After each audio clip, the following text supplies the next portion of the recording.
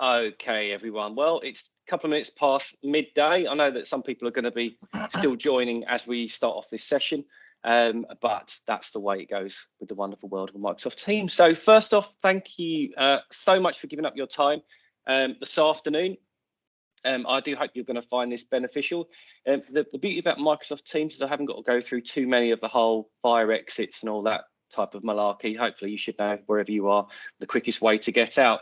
The only bit of housekeeping I would say is that there will be time for questions and comments at the end, but if you are not speaking, if you could all go on mute, please, just so that we don't get any background noise, because we will be recording this session and I'll be sending that out for everybody after the session. Okay, so I'm just going to stop sharing my screen just for a second and hopefully everybody can see me. Thankfully, you won't have to see me for too long because I'll be sharing my screen again. So a fantastic welcome to everybody. I'm really pleased to see so many people on the call. And first off, the way in which the session is going to run is I'll just give a very brief overview of how and why I created this new dashboard, because I think it's really important to set the scene for this, because you know, if the one thing the NHS has got a phenomenal amount of is its data and dashboards. I'm doing a piece of work for the national team on just trying to create just the number of national dashboards that there are around urgent emergency care. So far, I'm up to 36, and I haven't found all of them yet. And you know, the one thing for me is that you haven't got lots of time. You haven't got lots of time to be able to click in on this particular dashboard on Tableau and this particular dashboard in Excel and all of that. So what we're going to be trying to do is going to be trying to eradicate some of that. But there's three main reasons why I've created this new dashboard called the Summary Acute Provider Indicator Table, or SAPi for short. The first reason is that many of you on the call will be on a distribution list for the bi-weekly ECIST UEC dashboard. And of course, that has its limitations. Okay, so it was created by me a fair few years ago now, I think about 5 or 6. It was meant for relatively short-term improvement piece of work, and it only looks at daily data from the past 3 months. And the dashboard has been phenomenally well used. I use it still all of the time. But there's some of the questions and comments that people said to me is that's great to know about what's happened over a relatively short time. But actually, I want to know what's been happening over a much longer time period, maybe around the kind of the 2-year mark.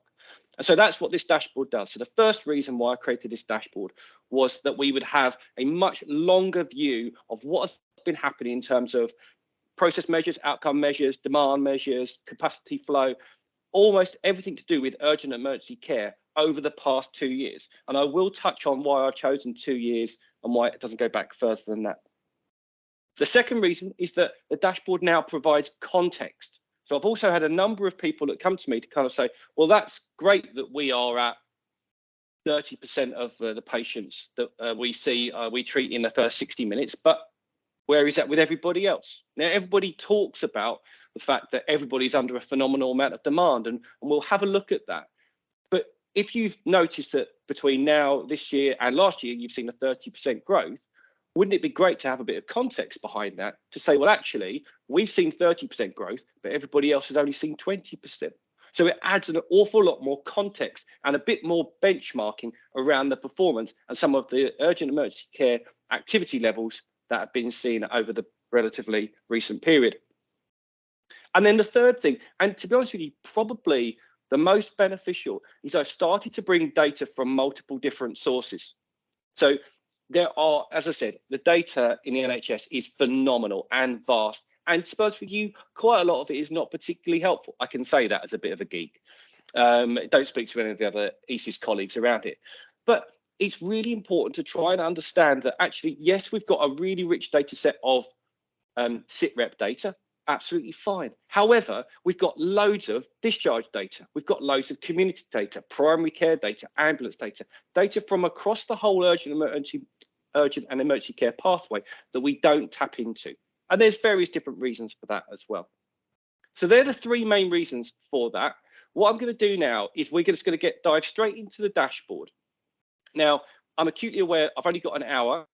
And I also want to finish 5 minutes before 1 o'clock. Okay, the main reason for that is it's terrible, isn't it? Just going from back-to-back meetings. It's always nice to have a little bit of time just to kind of stretch your legs, go and do whatever you need to do, make a drink, make coffee, or go and have something to eat. So I'm going to try and finish by 5:02 and also allow a little bit of time for questions and comments, because I can't tell you, the reason why I do what I do is because I'm not what I would consider to be a traditional analyst. I like going out, spending time with operational and clinical colleagues to try and get that triangulation around moving data from something that is just a number to actually making it something that is meaningful and can be used for improvement for the patient journey. So what I'm going to do is I'll share my screen. If people do have any comments or questions, please feel free to put them in a chat box, but I'll also have time for that. Please also excuse me, I'm going to be drinking more than I usually did. I'm still recovering from COVID and my voice is still sounds a bit like Barry White. Not that I sound like some sort of minion to start with, but it's a little bit lower than normal. So I'm just going to share my screen and hopefully people can see this. And now this is prone. In fact, I'm going to ask Mark Ellis. Mark, can you see? Okay, yeah, we can see that first. Yeah. Thanks very much, Mark. Okay, so this is the summary acute provider indicator table, the SAPi. First off, I would say is that I didn't name this. It has been born mainly out of the fact that there is also another ED dashboard called the SEDIT, and hopefully many people on the call will know that. It works off a similar principle to the SEDIT actually, but whereas the SEDIT, unsurprisingly, the ED element of SEDIT is just the emergency department. The AP in the SAPi stands for across the whole acute provider pathway. Now, as I said, I am going to be trying to bring in more data around primary care, more data around ambulance, but this is very much the first version of this dashboard. I've been sending it out to people for the past couple of months, got some fantastic comments, and we'll be going through some of those comments over the next few minutes. So what you can do is this dashboard works on a site level and an ICS level. It does not work on a provider level. It does not work on a regional level. The main reason it doesn't work at a provider level is because there have been so many mergers and there are so many multi-sited providers that it just wouldn't work, because you want to understand the intricacies of all of the detail. And the old phrase is the devil is in the detail. And if I just give an example, the trust I used to work at had 3 sites. I know there's providers that have more than 3 sites. We had 3 type 1s and 1 type 2, and they were all vastly different. So if you looked at performance just from a provider level, it wouldn't provide you the level of granularity that you needed to. So this now works at a site level and it works at a provider level. So the way in which it does, now I am going to pick a site. I apologize if anybody is from that site. However, the vast majority of this data is already in the public domain. So hopefully I'm not going to be sharing anything which is not known, but I do apologize. And if anybody is from that organization, they want to speak to me after, then I'd be more than happy to speak to them. So I am just going to select Queens, which is part of Barkinghaven and Redbridge. The way in which the dashboard works is you type in any part of the site, and it will then provide you a drop-down list of all of the sites in the country that begin with Queens. So here we go. It's very quick and very simple to run. So I've just selected obviously Queens, and it's just fetched all of the data and refreshed all of the graphs in a matter of a couple of seconds. Now, what you can see is you can see a series of areas, okay, and we're going to dig into these in much more detail. So we've got some demand data over here on the left-hand side. We've got some ambulance delay data, we've got ED flow measures, population health, admitted care, and then some outcome measures and some discharge data. Now, first off, what you will see is you will see a series of colours. And if anyone's like me and they're colourblind, I try to make these as distinctive as I can, but not make them too distinctive so that they kind of go all blurry as several colours do for me. The reason why I've chosen the colours is because it provides that level of context that I was talking about a few minutes ago. So for each metric, you will have both the performance for the most recent quarter, and you will have where that performance sits within each quartile of the country. And the way in which I've structured this is that every metric will be structured in the same way, so that red is always the most challenged performer. Okay, and I make no apologies about calling them most challenged performers. I think for a long time we have used the terminology about bad, and we've all heard the phrases around naughty step and things like that. We want to move away from this, and there is significant challenges which are being faced by individual organisations and across a broader spectrum. So I've called it challenge performance rather than poor performance. Okay, so what we'll do is we'll just start off, because some of these metrics, you will have seen these metrics ad nauseum, so I don't need to go through these in any significant amount of detail. However, there are some metrics which are new, and some, particularly around the acuity of patients, which is a real trial metric and something which we're just kind of using with some other organisations around the type of patients that are coming through the front doors. But if I just explain about a couple of the metrics, and then you'll get the understanding around what it is that you're looking at.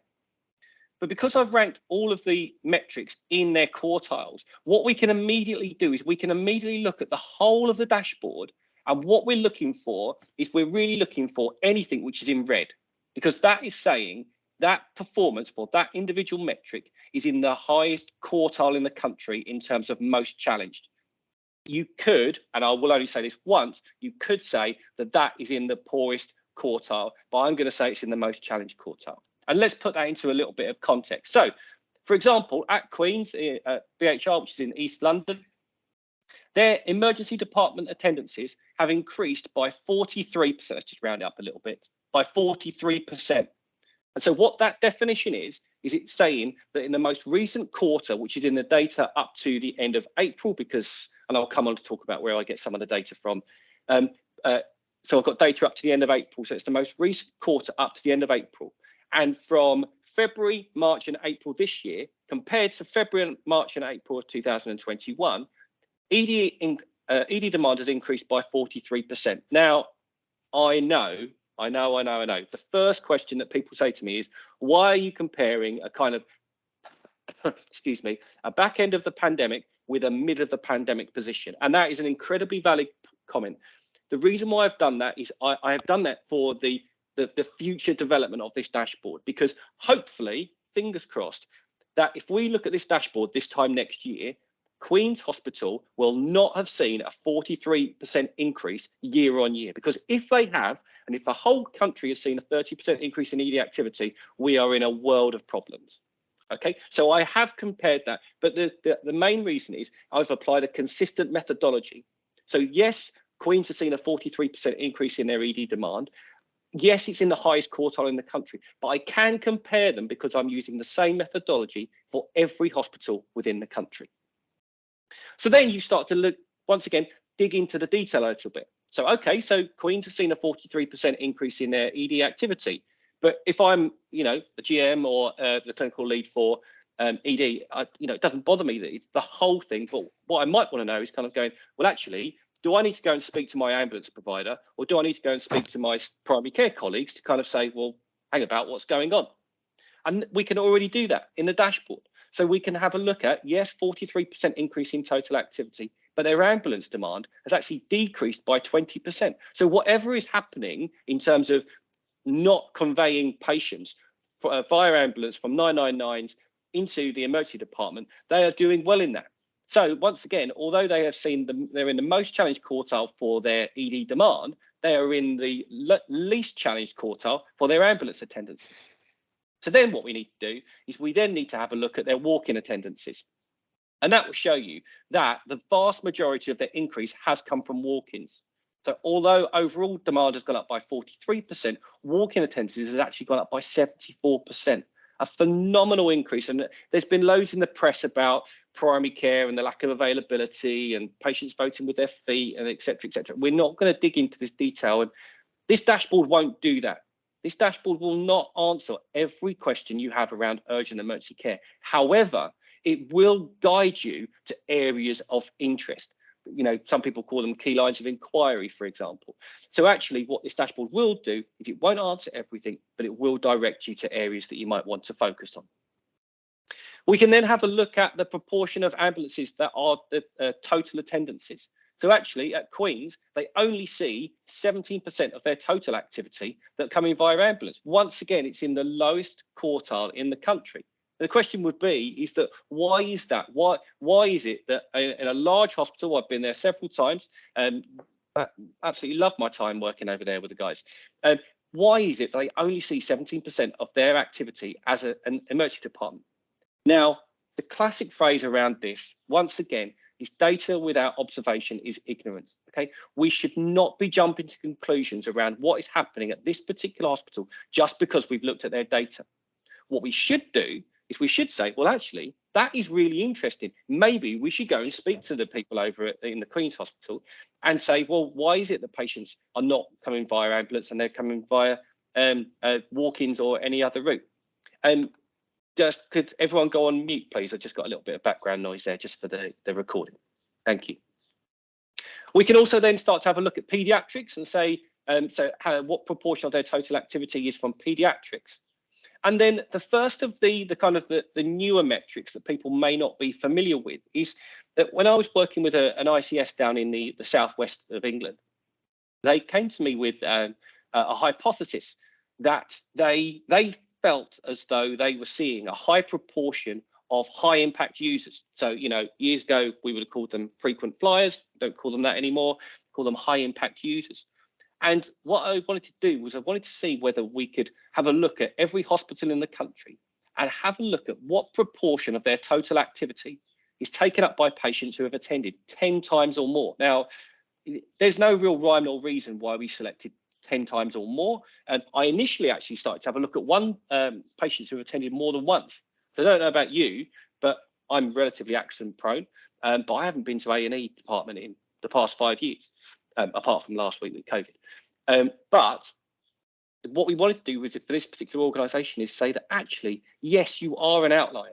So what we could move from is we could move from hypothesis, we could move from the anecdotal evidence that they had around, we think this is an issue, but because we haven't got the data, we can't do much about it, to saying, actually, yes, you do have a high proportion of high impact users. And actually, we do need to look into some more detail around why the patients are coming to hospital. Could it be prevented? You know, whereabouts do they come from? What do they present with?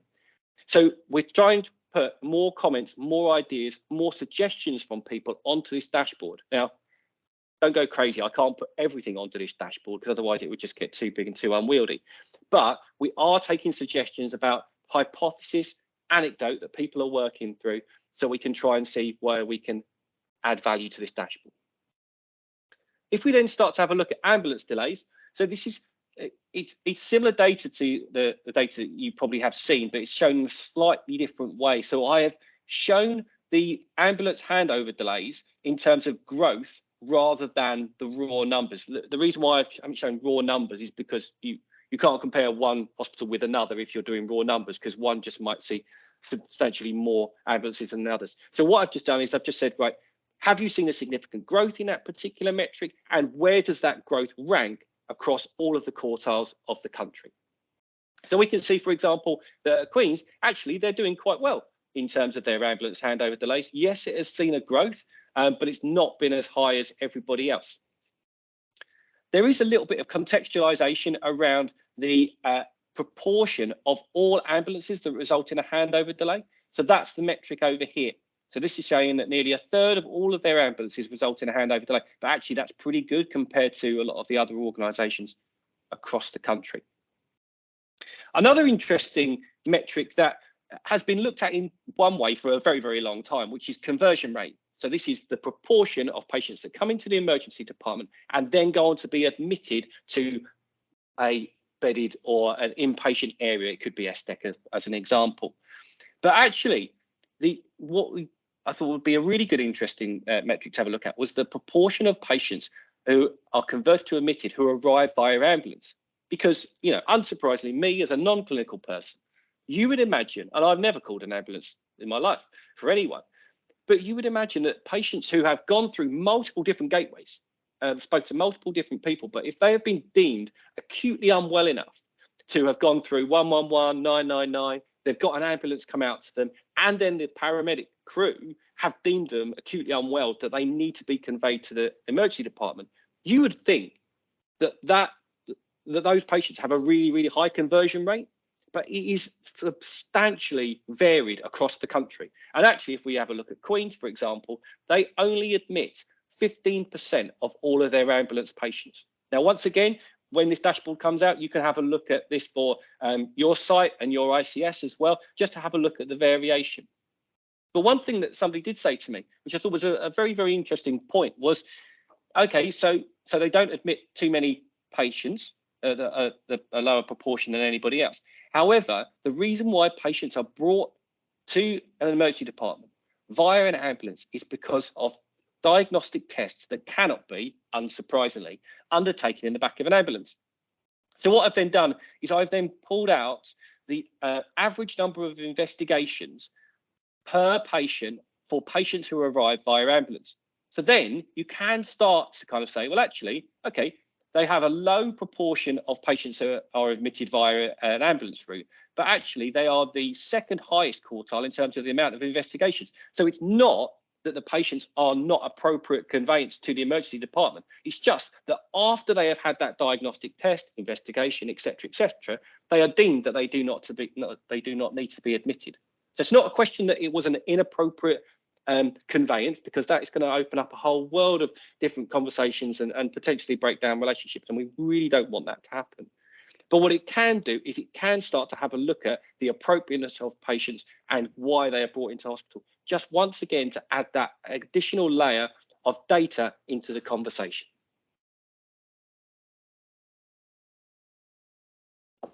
If we then start to have a look at some ED flow measures now, the kind of the elephant in the room is that I have not included the new CRS metrics. That will be coming out in the second version of the dashboard with some of the additional metrics I was talking about. So I have kept it relatively traditional to the original CQIs developed by Matthew Cook and a few others. So we've got that ED flow measures of proportions of patients treated within the first 60 minutes. You can see once again that they are particularly compromised and challenged around their ED flow measures. So 4-hour performance, 12-hour performance. I would stress the 12-hour performance is not DTA. That is the new way on the sit rep that people are doing. So that's 12 hours in a department. Once again, we've got the conversion rate. So this is another interesting one, is that actually they're one of the only sites in the country that their total conversion rate is significantly higher than their ambulance conversion rate. We're not going to dig into the detail a little bit too much, but once again, it's just how you can compare and contrast. But then the next metric, and this is the real kind of trial metric, but throwing up some very, very interesting patterns at the moment, is around the acuity of patients and trying to say, well, how do you measure acuity? Now, on ECDS, there is an acuity score, but that's more based upon the geographical location of the patient, majors, minors, resus, very severe, all that type of stuff.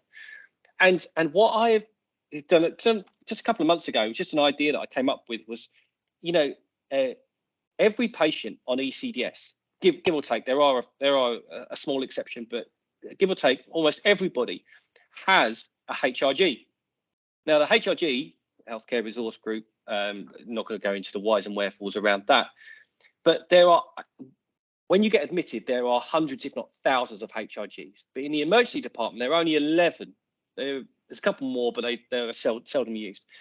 And what I wanted to kind of say was, well, actually, you've got high cost tariffs and you've got low cost tariffs. And if a patient comes in and generates the highest cost tariff, which is only about a couple of £100, it's not that much at all. But they generate that HRG because they have had loads of investigations and loads of treatment.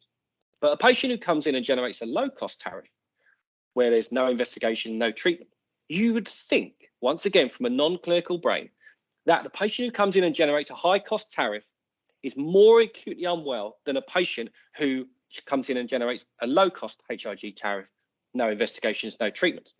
So what I then did was then I applied a very simple score of highest cost tariff 11, and the next one 10, 9, 8, etc., etc. And then the lowest tariff VB11Z generated a score of 1.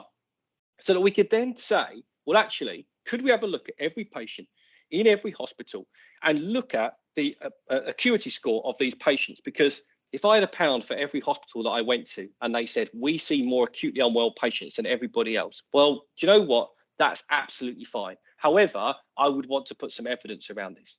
So this is showing some very, very interesting patterns. And I'll come on to talk about that in a little bit more time. But the reason why I thought that this had legs was that particularly around the start of the pandemic in March, April, May 2020, what we saw was a significant decline in activity. Everyone saw it, okay?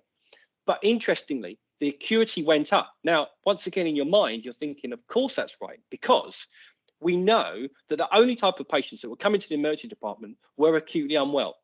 You know, in April 2020, nobody was going out and having a kickabout with their mates or going for a bike ride and falling over and, you know, requiring an x-ray. People weren't doing that because they weren't allowed to. Well, we won't get into that.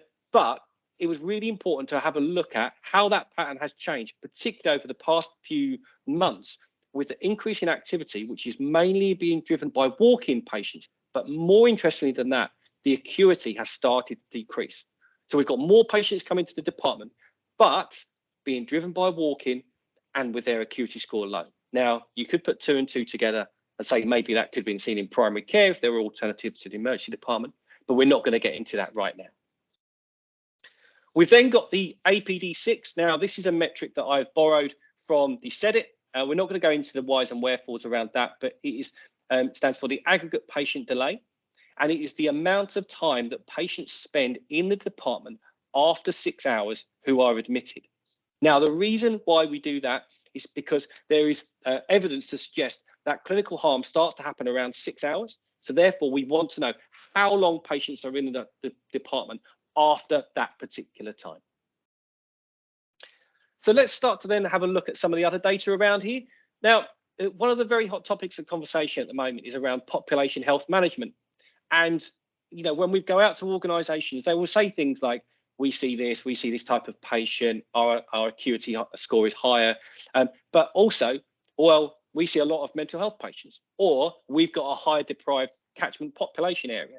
So what I've done is I've also brought in some data around population health so that we can then say, well, actually, yes or no around deprivation. So, for example, the population around Queen's Hospital in East London is in the 2nd highest quartile in the country, but their average age is actually relatively low. And one thing which kind of was spurred off from the high impact user metric over here in the top left-hand corner was around the proportion of mental health attendances. Now, there are ways on ECIST that we can identify these patients.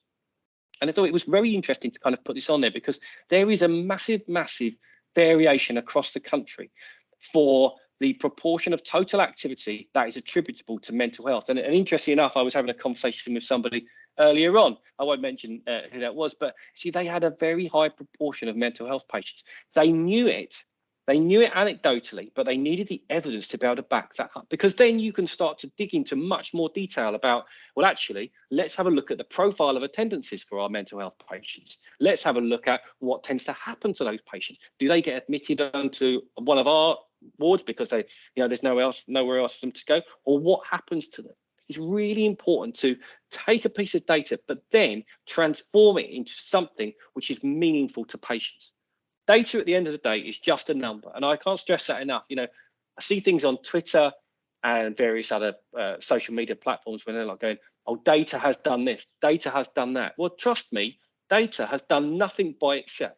It cannot manifest itself into a physical presence and radically transform something. But what we need to do as analysts is put it into the hands of operational and clinical colleagues who can make that improvement for the patient journey. So one thing that, another thing that on the SITREP, I've talked about this quite a lot recently, is that the SITREP is good and it does have a lot of detail, but the problem is it doesn't go into the type of detail that it needs to. And so over here on the right-hand side, the far right-hand side, we've got some outcome measures from the SITREP. So we can have a look at bed occupancy. And then for long length of stay, I've shown this in 2 particular types of ways. So the first 3 sections are the current proportion of occupied beds by patients with a length of stay of 7 or more, 14 or more, 21 days or more. And then the third section, apologies, really should know numbers, shouldn't I?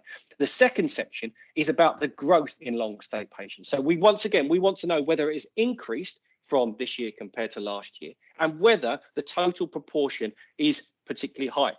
So for example, at Queen's, their bed occupancy isn't too bad, around 92%. So, you know, that's in the third quartile.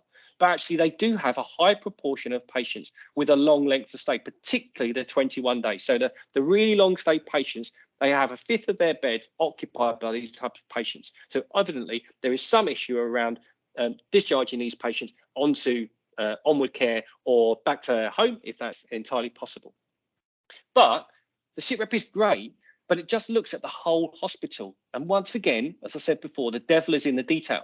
So actually, we want to know what's happening in terms of medicine, what's happening in terms of surgery, and what's happening in terms of trauma and orthopedics. Now, if there is anybody on here from the Women and Children's Health background, I do apologise. At the moment, there is nothing on here around women and children's health. However, I am developing a different dashboard, particularly around children and young people, and that hopefully is going to be available in the next couple of months. But so what I've done is I have taken the SITREP data and then got additional data from SUS, where I can start to have a look at what is happening in terms of medicine, surgery, and trauma and orthopedics. So, for example, we could say, well, actually, your bed occupancy is pretty good, your long length stay is pretty high. Is it a problem in medicine? Well, actually, your medical emergency 0-day length of stay is 50%. So what that is saying is that half of your medical take is not staying overnight. Now, I've deliberately not called that SDEC. The reason why I haven't called it SDEC is because it could be a patient who is, I don't know, let's just go to the nth degree and say there's some sort of miraculous, right? They've gone on to a stroke ward, they've had a TIA, they've gone on to a stroke ward directly from ED, but it seems that they're absolutely fine. Actually, they can go home, they're not staying overnight. Well, technically it's not SDEC because they haven't been seen in the SDEC environment, but they are a 0-day length of stay. So I have deliberately called that medical emergency 0-day length of stay. We've then got the medical short stay, which is the proportion of patients who have stayed 2 midnights or less. And then we've got the medical emergency length of stay. Now, this might be a number, when you have a look at your dashboard, this might be a number that you don't recognise. The reason why that is I have excluded 0-day length of stay patients. The reason why I've done that is because you get there are still a number of organisations, rightly or wrongly, and there's no right or wrong answer around this, that record their SDEC activity as outpatients.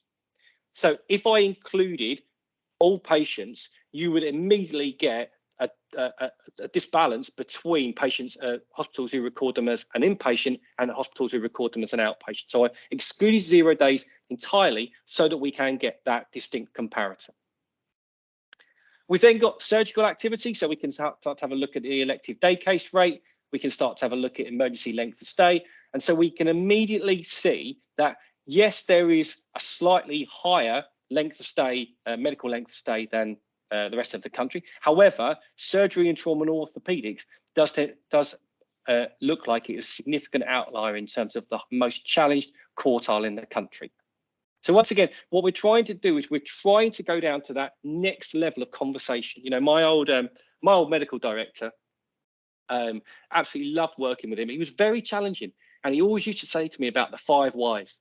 Why is this happening? Why is this happening? And I doubt he's on the call, and he won't mind me sharing the story. But it was a very, very challenging time for me. But what it really got to me was that, yeah, you can start off with high-level data, but you must dig into it in a little bit more detail. So it's all well and good looking at bed occupancy, but actually we need to have a look at medicine, surgery, and trauma and orthopedics.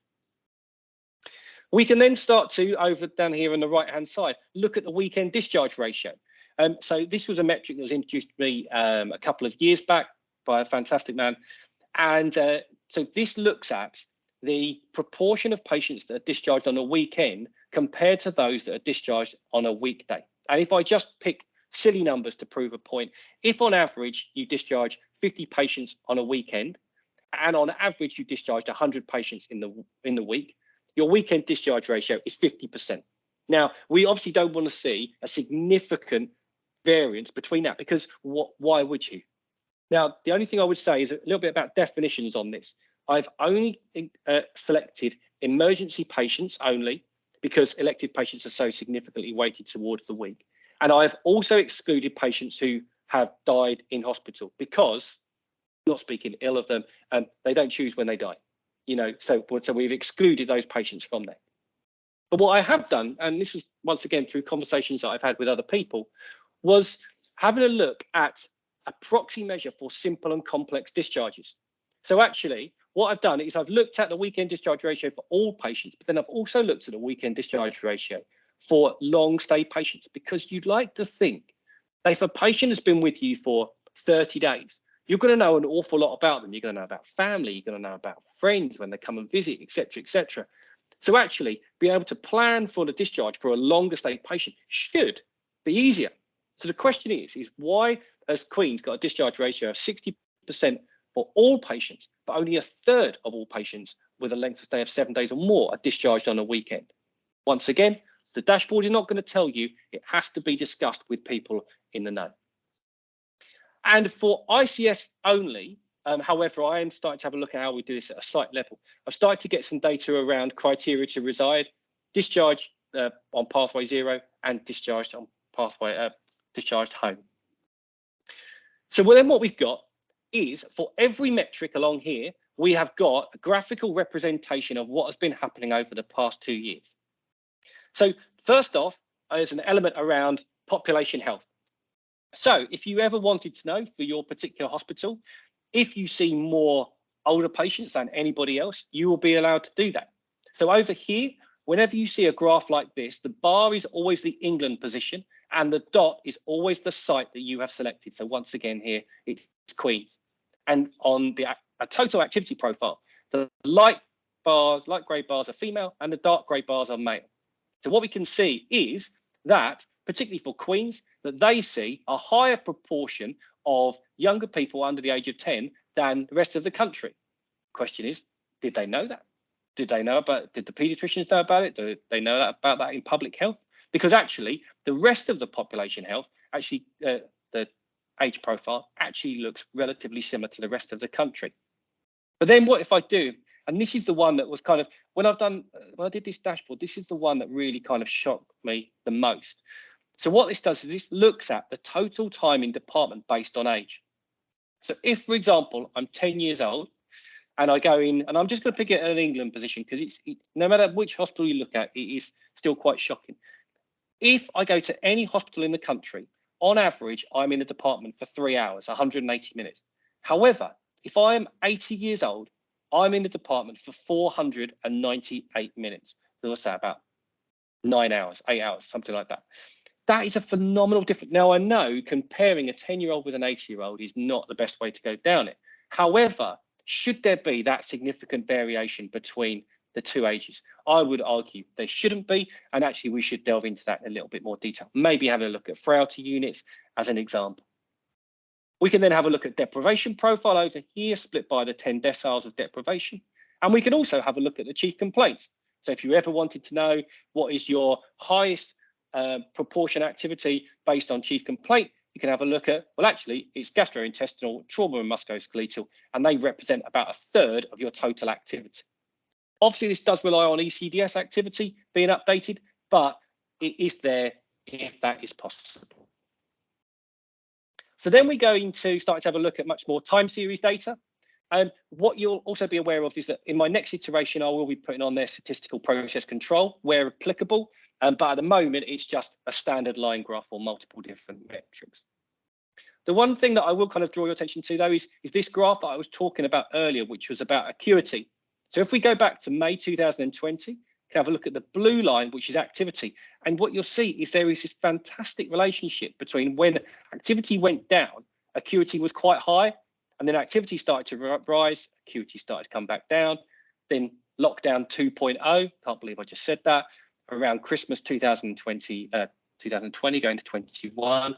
We saw that significant decline in attendances, but acuity started to go back up again. So that's what led me to believe that actually there was something to the actual acuity in scoring that I came up with. There's a lot of other graphs on here, which I won't go through because they're relatively standard. A couple of the ones that I will just show you about are the time to treatment. So because they're just slightly different, but what this dashboard I hope is going to do is I hope it's going to drive some conversations about, okay, so the data is saying this, where should we take it on to? And this is one that always leads me on to looking at ED staffing capacity. So this looks at the average time to treatment, so the average amount of minutes from arriving to being seen by a senior decision maker, and then having a look at how this changes by time of arrival. So if in England, I arrive at any hospital on average at 8 o'clock, I'm going to be seen within 75 minutes, so an hour and 15 minutes.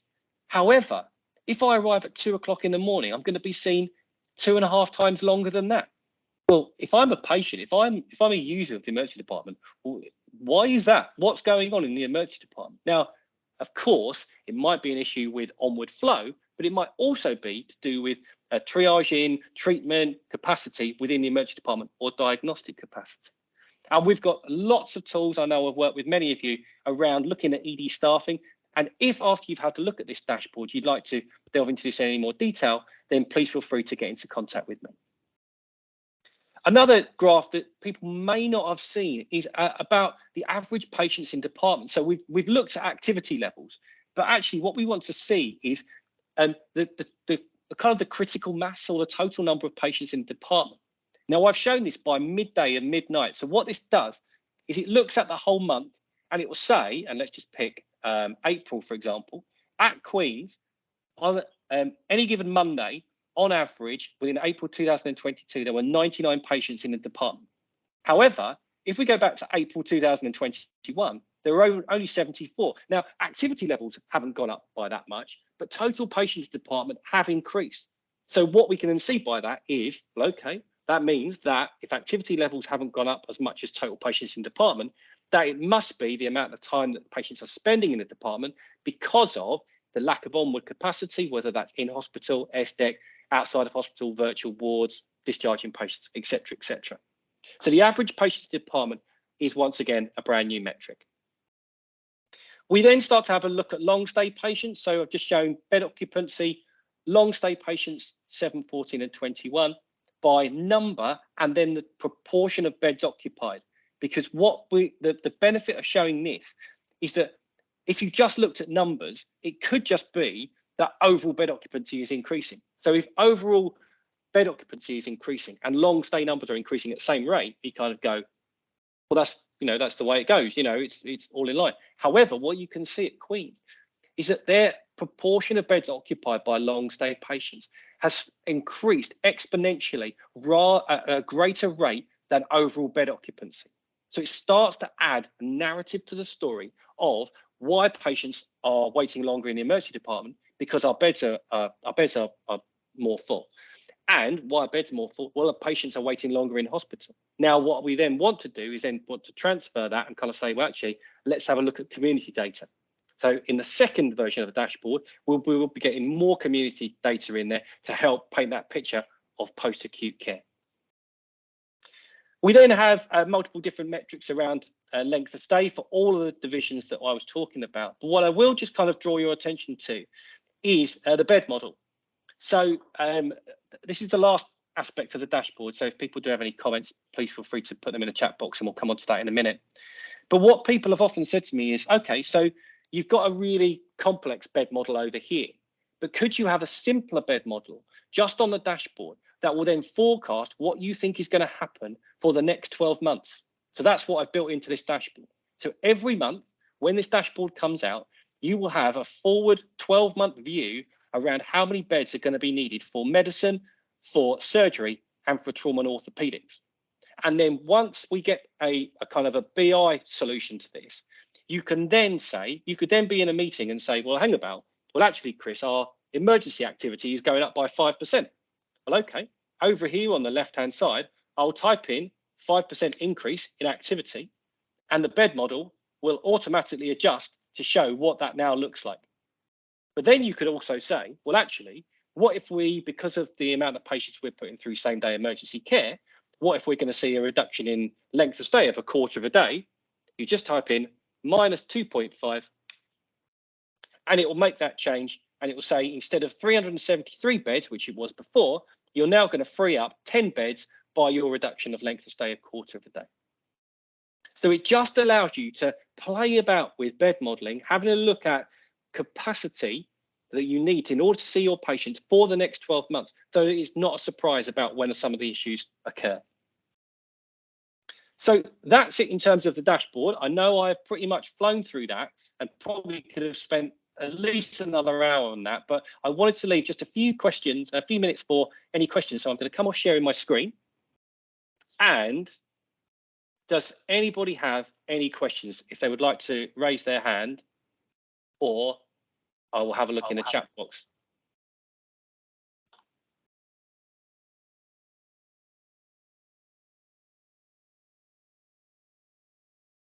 Okay. Paul Holmes. Hi, Chris. Thank you for that. It's very comprehensive and really interesting. Thank you. I'm just wondering if there will be a separate dashboard or whether you considered incorporating the clinical review of standards into this dashboard, because that's obviously going to become more and more important over the forthcoming months and years. Absolutely, Paul. That's a great comment. The short answer to that is yes, it will be. In the second iteration, I'm building in the CRS measures. A slight challenge we have around that, and something we discussed yesterday actually, was around data quality.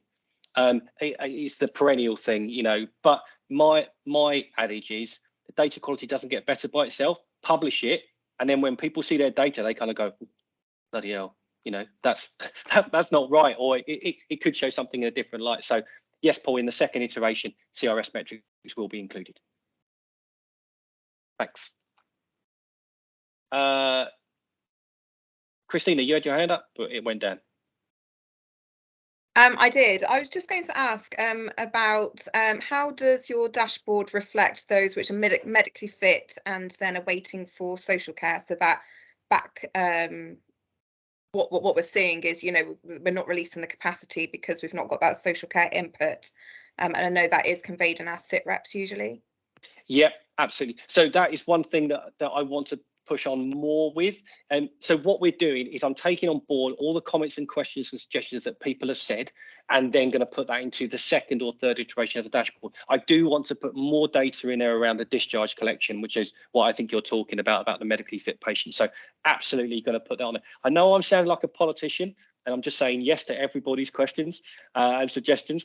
But that's I am a person that just kind of goes, that is a really good idea. So let's just go out and do that. Shocking of me to say that's a good idea. How terrible of me. I really need to learn, don't I? I can't remember whether that was Bayo or Leanne. Can we go for ladies first, Leanne? I think I was last, but thank you, Chris. And yeah, really great model, great to see. And I know you've done some really good work with us around cubicle modelling and etc. in the past. So looking forward to the publication of the new model. Just a couple of questions that featured in the chat and seemed to have quite a theme in the chat. So I thought it'd be rather than having to scroll up 10 pages of chat, I thought we'd just flag it. So the question was, understand the appetite to have a comparison previous years, just so the model then works going forward. But in terms of our ability to compare accurately or reflective of what's actually happened, that 1920 baseline in terms of our approach to planning is an important one, rather than the previous year, which is fraught with sort of nuances that, you know, aren't really comparable to this year. So in terms of a comparator, the baseline of 1920 that's then consistent with our planning requirements for this year would be great, if it doesn't cause too much work for you. Or the ability to select both comparators as years was an option in the chat as well, if that's doable or not. And the second thing was, in the current model, you use a lot of SPC charts, which is obviously really important in terms of then stopping us going down the rabbit warren of knee-jerk reactions to things that are happening by chance. So I just wondered if that was going to be a consistent theme throughout the new model and the use of SPCs. Absolutely. So you know how before I said that I say yes to everything. I'm gonna say maybe to both. Yes. Yeah. No. So your first one, absolutely. That is something I really want to be able to do. The challenge I have, but that is a problem for me to deal with, is that currently it's in Excel. You saw it's in Excel. That's not its home. Okay. I need to move it to some form of BI platform. Once it gets to a BI platform, we're going to be able to play about with loads of things about different comparators and time periods. So that's absolutely the case. And yes, SPC will be included in the second version of it, because we need to go down the measurement for improvement methodology. Absolutely. Brilliant. Thanks, Chris. Thank you. Thanks, Lan. Bayo, apologies for hijacking your question. Yeah, thank you so much, Chris, for this wonderful presentation. Number one thing I'd like to say is that the data is really comprehensive, but is there a way, I think Leanna's touched on it very briefly, is there a way we can make it a bit more user-friendly and in a way that we can easily get the information that will be very vital for us to use and make it a bit simpler, and also incorporating, just like Christina said, the medically fit to proceed patients in the matrix. Thank you. That's absolutely fine. And like I said, you know, in the briefly through the conversations and also the slide deck, look, I want as many comments, questions and suggestions as people have got. I mean, within reason. I don't want to be bombarded, but because it needs to be used. If it's not used by people, then why are we creating just another dashboard? Like I said, you know, I'll come up with 36 national dashboards so far, you know, but they're all isolated. And the main idea around this was that we come up with a dashboard which is much more comprehensive. It's not going to answer everything. It's never going to answer everything, but it does get data from discharges, like Christina was saying. It does get more data around CRS, does get more data from population health, ambulance, primary care, etc., etc. So yeah, absolutely fine.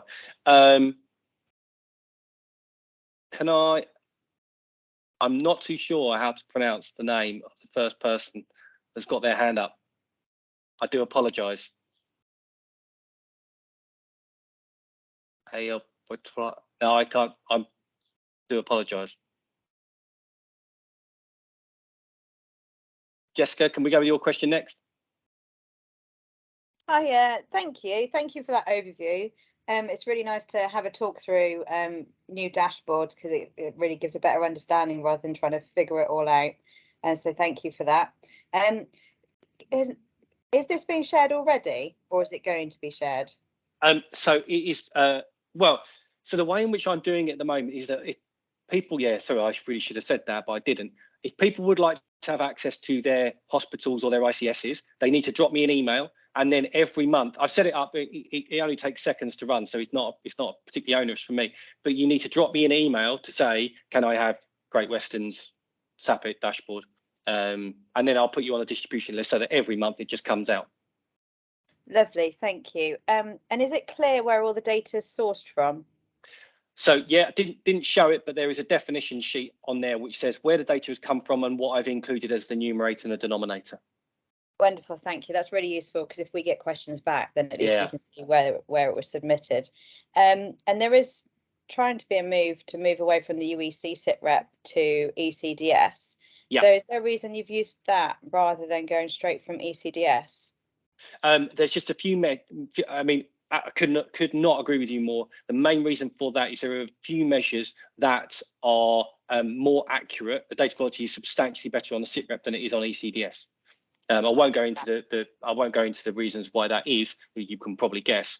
But yeah, the plan will be that we will move over to ECDS because we can just get so much more data from there. All right, lovely. Thank you. Thanks, Jess. James. Chris, nice to see you again. Hi, Jay. All right. How does the bed model sheet differ to the bed modelling tool that you've previously released? Yeah, so the separate bed model tool goes into much more detail, and the bed model on the dashboard doesn't really forecast. It kind of just says that if what has happened happens again, this is what's going to happen. But then you can start to play about with the demand and the length of stay variation. The external bed model, which I think you guys have used, actually forecasts the model, and I think Keiko, you put that in the chat as well. So the external bed model forecasts and allows you for scenario testing at multiple different levels. So the bed model on the dashboard is very, very simple and just basically says if what has happened continues to happen, this is what will happen. That's kind of English, but really not. But you can make some activity levels and some length of stay variation as well. And is sorry, go. Sorry, Chris. Is the bed model separate one and still on version 10? It is, yes. Okay, that's cool. Excellent. Thank you. No worries. Cheers, James. Jürgen. Yeah, thank you. You mentioned at the beginning, and you mentioned again a few minutes ago, about how there's quite a few dashboards out there, and you know the kind of the selling point of this one is that it collates, I guess, information that tries to cut across some of the existing ones. And I think at the very beginning of the meeting, when you opened with this, you said that this might lead to some of the other dashboards potentially even retiring or consolidation of resources. So my question is, how are you working with all these other dashboard factories out there to actually make that happen, and I guess try to consolidate or reduce redundant dashboards medium to long term? Because otherwise, if such a collaborative effort isn't happening, then this will just become yet another dashboard, won't it? Because the other dashboard factories will just merrily keep producing their stuff as they see fit. I'm just wondering how you and your organisation work with all these other parties in kind of ensuring that there's a bit of a coherent picture out there of what's available. Yeah, that's a fantastic question. So you call it a blessing or a curse. So I sit on several of the national data groups, and that is what we are discussing. And I mean, you know, to be honest with you, people from a national level were not aware that there were that many national dashboards are out there. I mean, if you just said to people, you know, go and have a look at ED activity, there's about 12 different dashboards you can go on from a national perspective, let alone everything that's out there in the regions and individual hospitals. So I am working with the national groups to make sure that whether they are retired or not, I don't.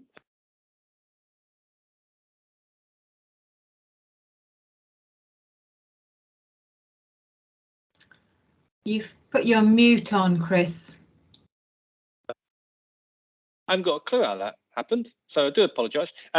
Sorry, what I was saying was we just need to work out and tell the story about why you need to move away from a one dashboard picture to a much more holistic view, so that people can understand what's going on from one page rather than looking at multiple different dashboards. But yeah, thank you very much for that comment. I'm acutely aware that I've broken my promise about finishing at 5:02. So if people do need to go, thank you very much, but I'm happy to stay on and answer any more questions that people have. But if people do need to go, then just a massive thank you from me for attending this session. I hope you found it useful. And if you would like to receive a copy of the dashboard, then my email is chrisgreen@nhs.net. I think most people probably know that. But if you do have any other questions or comments, I'm happy to take those now as well.